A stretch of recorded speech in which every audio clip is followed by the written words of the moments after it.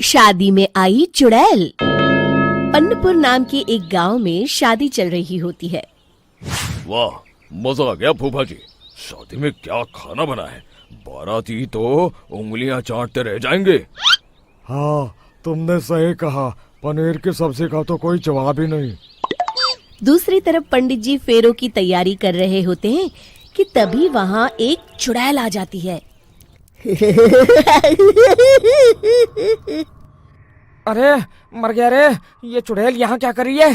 अरे दिवाकर जी, ये आपकी कौन सी रिश्तेदार है? अरे मुझे क्या पता, क्या भाग्यवान, कहीं ये तुम्हारे मायके से तो नहीं आई है।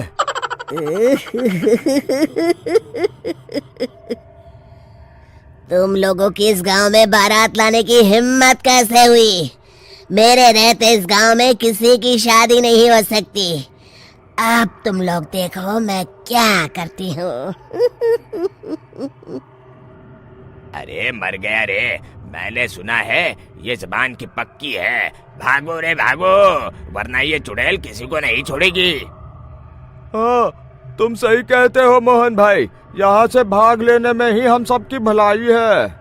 देखते ही देखते शादी के मंडप में भगदड़ मच जाती है और चुड़ैल सब कुछ उजाड़ कर रख देती है।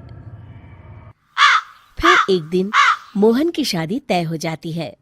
अरे भाई, अगले हफ्ते मेरी शादी तय हो गई है, लेकिन इस चुड़ैल की दहशत के मारे तो मेरे हाथ पैर कांप रहे हैं।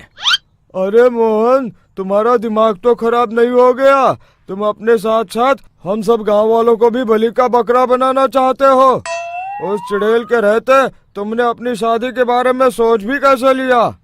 देखो गोपाल, डर तो मुझे भी लग रहा है, लेकिन उस चुड़ैल के डर से मैं जिंदगी भर कुंवारा तो नहीं रह सकता। तभी वहाँ मोहन के होने वाले ससुर आ जाते हैं। अरे ससुर जी, आप? देखो, अब तक मैं तुम्हारा ससुर बना नहीं हूँ और शायद बनूंगा भी नहीं।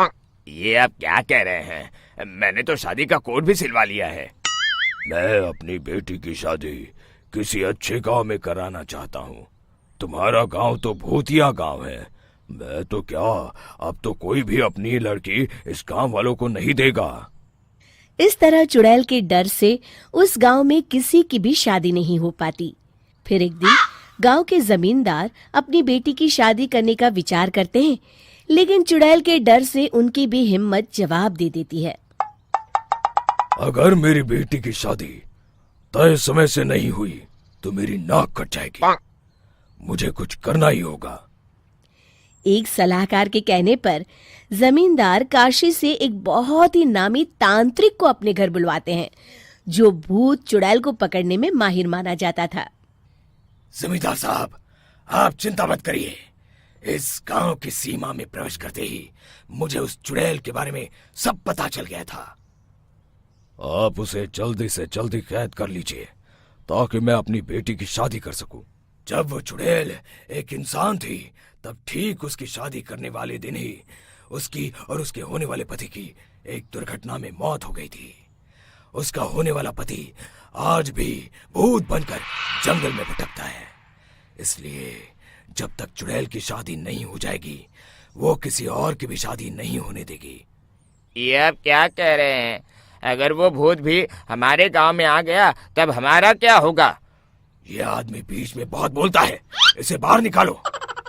उसके बाद तांत्रिक बताते हैं कि अगर उस भूत के साथ चुड़ैल की शादी करा दी जाए तो वो चुड़ैल हमेशा हमेशा के लिए उस गांव को छोड़कर चली जाएगी।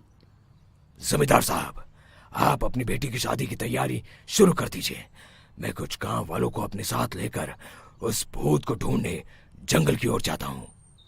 इस तरह जमींदार निश्चित होकर अपनी बेटी की शादी करवाने लगते हैं, लेकिन तभी वहाँ चुड़ैल आ जाती है। मैंने तुम गांव वालों को समझाया था ना कि इस गांव में कभी कोई शादी नहीं करेगा। लगता है तुम लोग मुझे हल्के में ले रहे हो। चुड़ैल जमींदार की बेटी को उठा लेती है।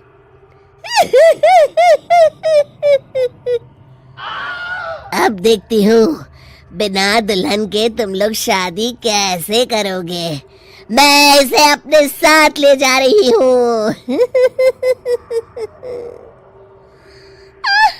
छोड़ मुझे, पिताजी, मुझे बचाइए। अरे कोई मेरी बेटी को बचाओ।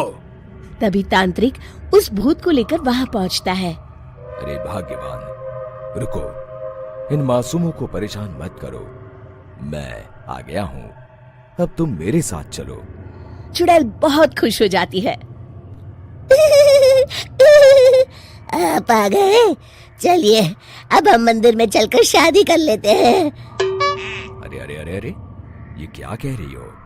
मंदिर में जाके दोबारा मरना है क्या? चलो, आज से हम जंगल में रहेंगे।